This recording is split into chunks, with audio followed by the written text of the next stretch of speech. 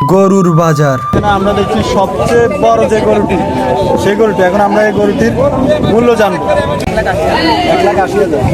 আমি মনে করি মনসুরি হাটের যে সবচেয়ে বড়, এটা কি আপনি মনে করেন? এটা আমারটা তো আমি অবশ্যই মনে করি। আর দর্শক আমি লেজেন্ড রকি। আজকে যেই গরুর বাজারে এসেছি, আপনারা দেখছেন সবচেয়ে বড় গরু, যেটার মূল্য হচ্ছে 2 লাখের উপরে। এখানে আরও কিছু গরু রয়েছে যার দাম প্রায় 3 লাখের উপরে। দর্শক, এখন আমরা বাজারে আরো একটি আকর্ষণ, একটি গরুর সাথে আমরা এখন গরুর মালিকের সাথে কথা বলবো। তার গরুর রেট কত?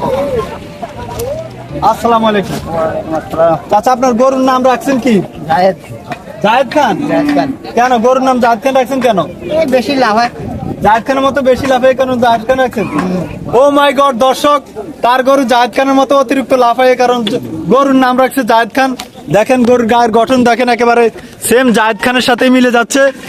দর্শক, এখন আপনাদের মাঝে গরুটি জায়েদ খানের মতো একটি ডান্স দিবে।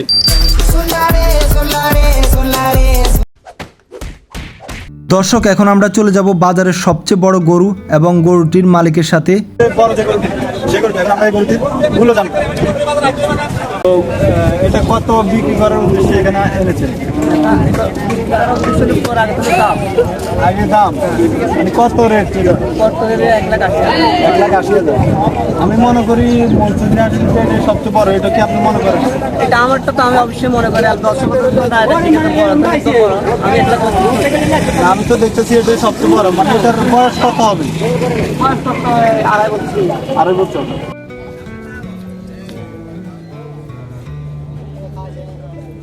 ঈদুল আজহা মানি কোরবানি। আপনারা দেখছেন সবচেয়ে বড় গরুগুলো একসাথে জড়ো করা হয়েছে।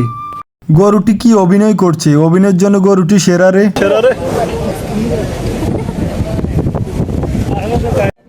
তো দেলে ভাই, আপনি শুয়ে পড়লেন কেন? আপনি উঠবেন না?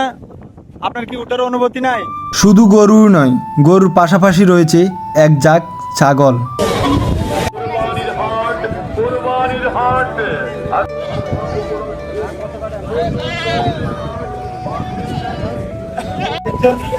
তার নাম রাখা হয়েছে দেলে ভাই, কেননা সে দেলে ভাইয়ের মতো অভিনয় করে।